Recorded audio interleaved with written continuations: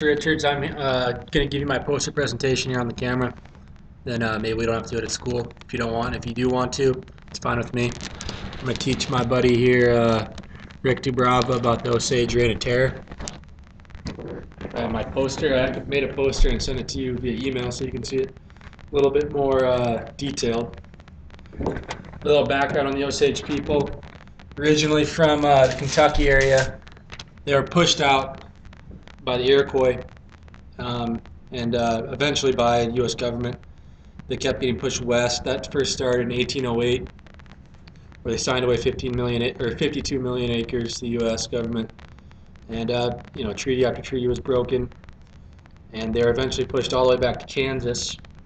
From Kansas, in 1870, they were told they had to relocate by the Grant administration, who was also nicknamed the Peace Administration, and they were told that they could sell their land for $1.25 per acre to the U.S. government, and they were then relocated out to modern-day Oklahoma, what becomes Osage County, which would be where Mean Spirit is located. The Dawes Act in 1887, or the General Allotment Act, was the dismantling of reservations in the United States. It basically gave each tribal member 160 acres plots apiece, aside from Osage people. The surplus of land on reservations was sold to non-natives. And 1887, oil was struck in Osage County, but it didn't have as much meaning at the time. There weren't as many, the United States wasn't in such high demand for it. And 1906 rolls around, there comes the Osage Allotment Act.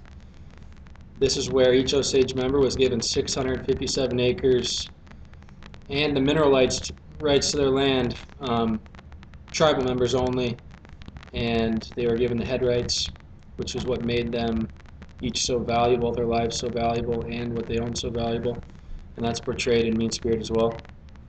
The land that they were given was portrayed as more not valuable. It wasn't farmable.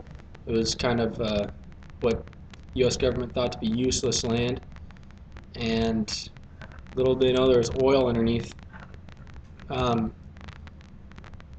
When they did strike oil, as all these Osage people becoming so wealthy, the U.S. government decided that they were going to, or Congress passed an act that would make it so that Osage people had to have guardianship for their money. They had to clear all their spending through someone who was appointed as a guardian to them through the U.S. government. And this is what led up to Mean Spirit.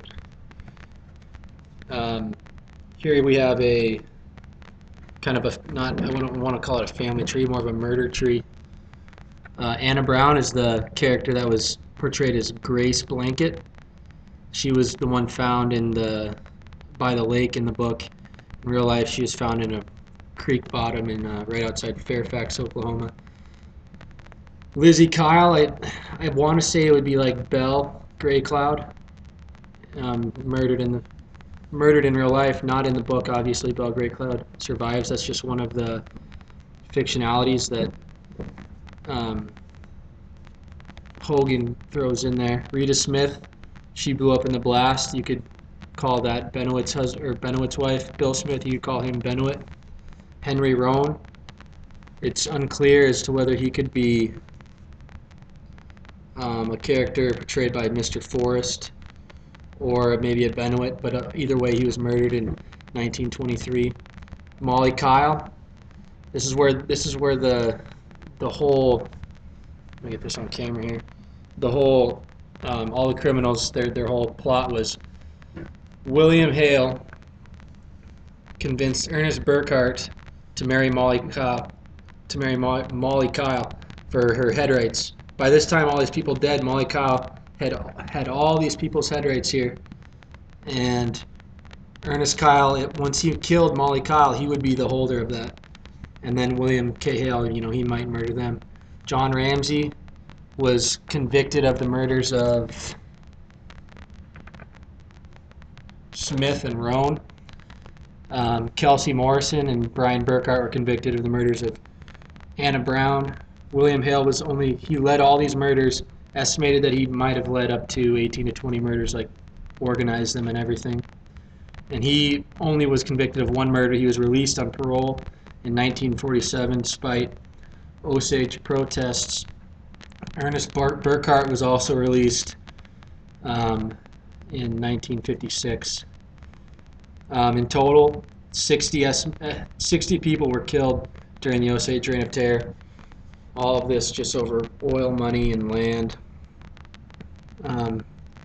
And 13 full-blood Osage people were killed in between 1921 and 1923. That is what brought the FBI in. That would be the character portrayed by Stace Red Hawk. And most of those cases are cold cases as of now. They all remain unsolved.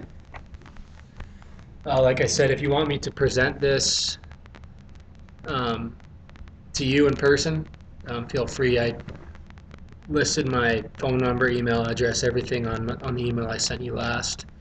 Otherwise, it was a great course, and thank you very much. We'll see you later.